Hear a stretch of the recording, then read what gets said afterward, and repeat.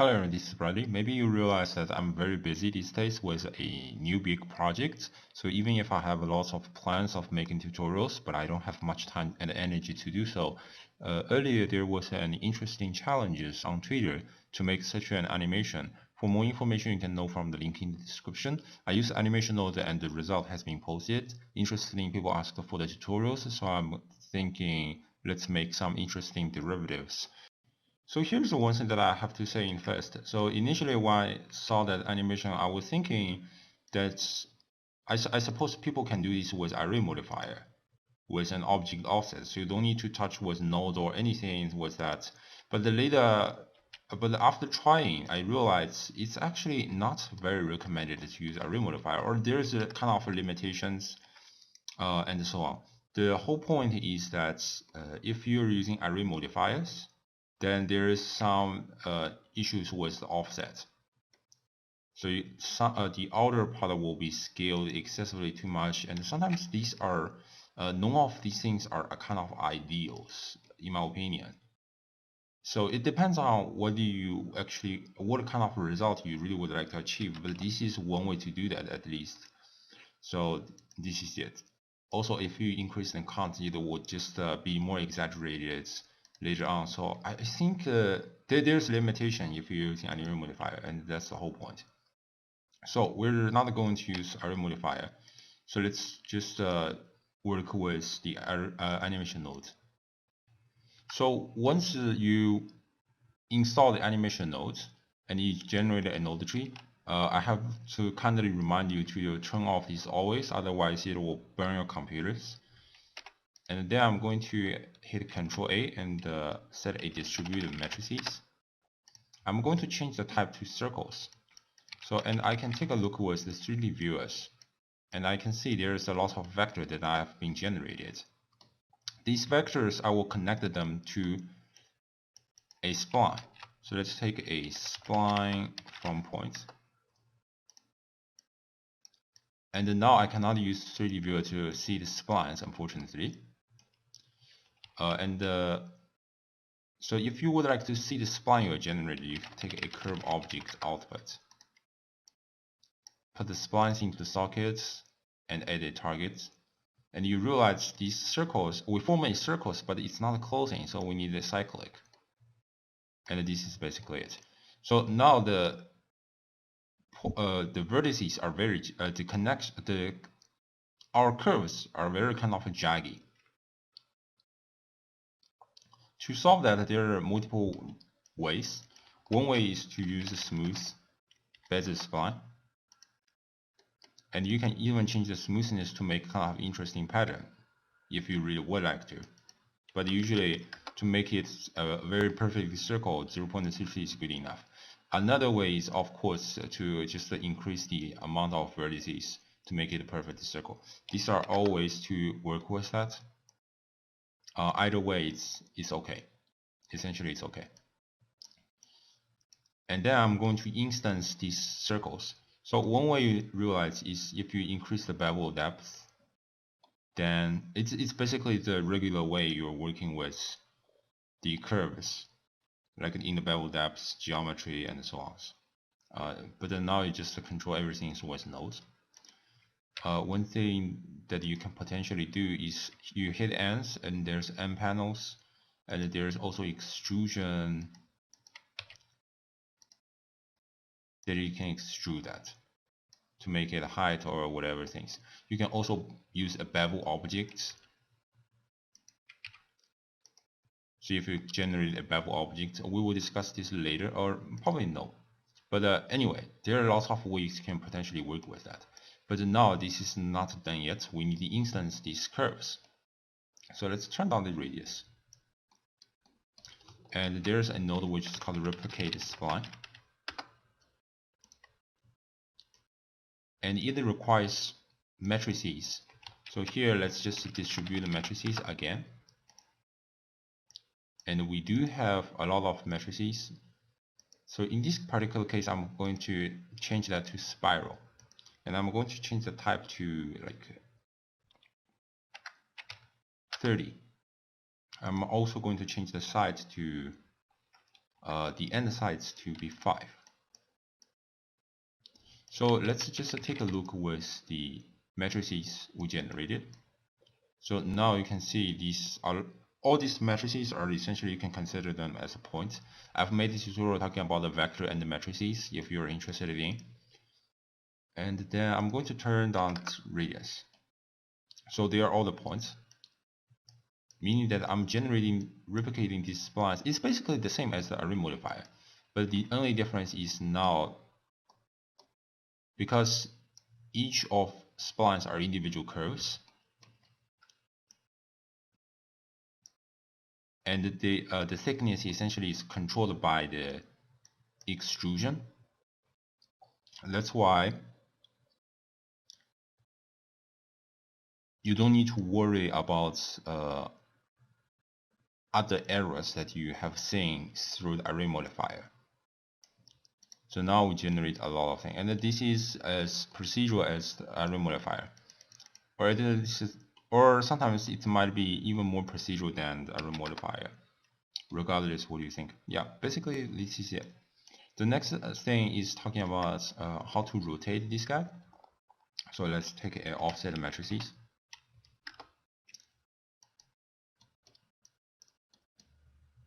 So you can take a rotation and you can rotate the entire whole things. One thing you realize, if I change the rotations, then the entire whole thing will be rotated. But this is not what I want. In this case, what I'm going to do is a little bit different. Is that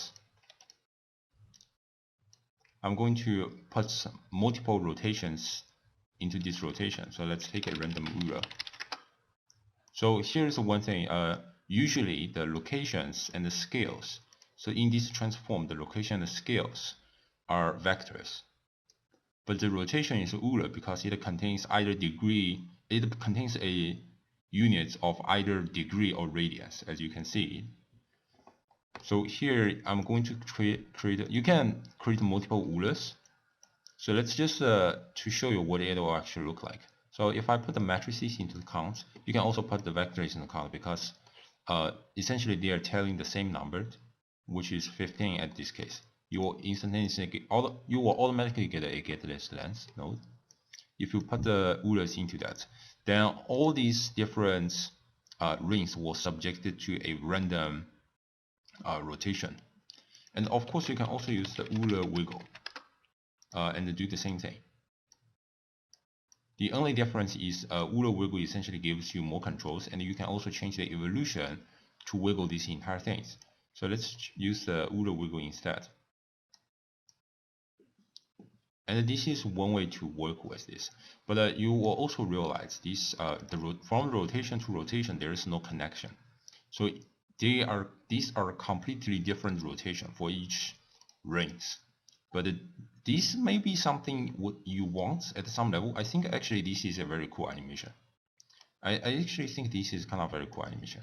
So if you hit a time info, put that in evolution, and with just wiggles, I think this is actually kind of cool. And it might be hard if you do not use animation node. It's possible, but it can be hard. So I think this is kind of cool. But also one thing you realize, the rotation of each one is not dependent on each other. So in this case, I'm going to use a different method if you want more kind of coordinated movement as has been shown in the demonstration.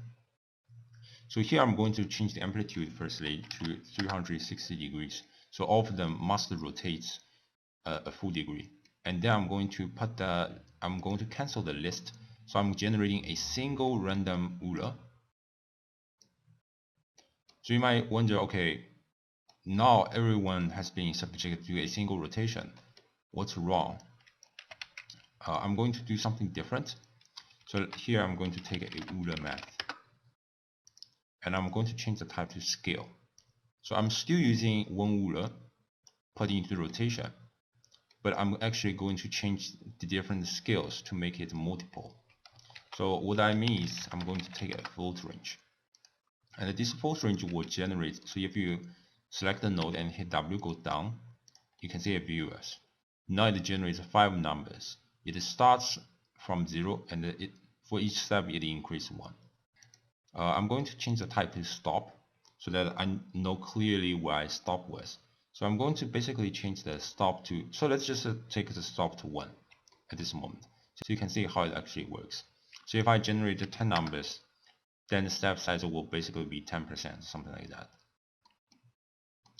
Here, what you can potentially do is put the length into the amount. So now I'm generating, because I have 15 rings, so I generated 15 numbers. What I'm doing essentially by putting these lists into the scale is I'm generating a kind of gradation of the rotation. And you can see because we start at 0, these rings will always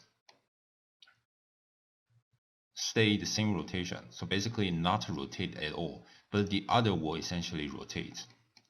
And if you increase the end sides, so separate them more, and you can change the amounts lower or whatever stuff.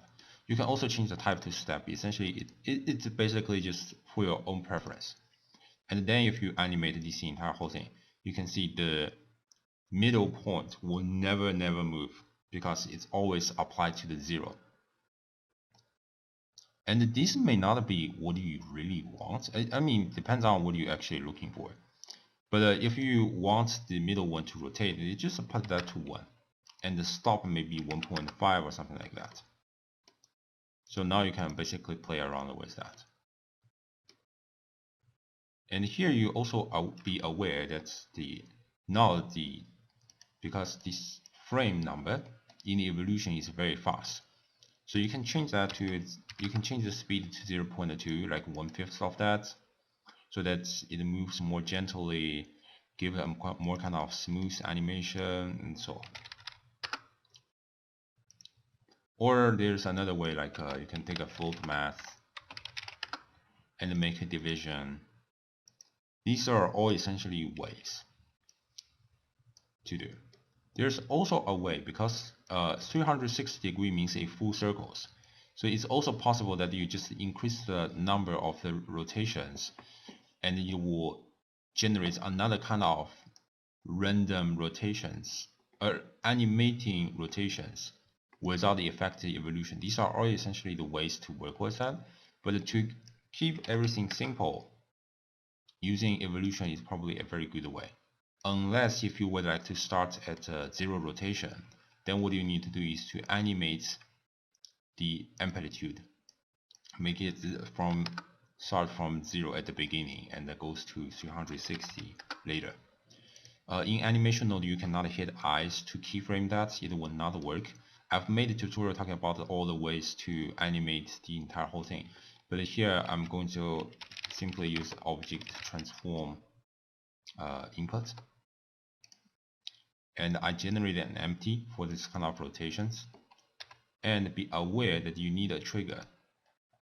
So basically I select a collection, or you select an object is also okay, and I select the collection and type in the location scale and the rotation ruler, so that each time changing this any number of this controller, then the tree will update with the number changing.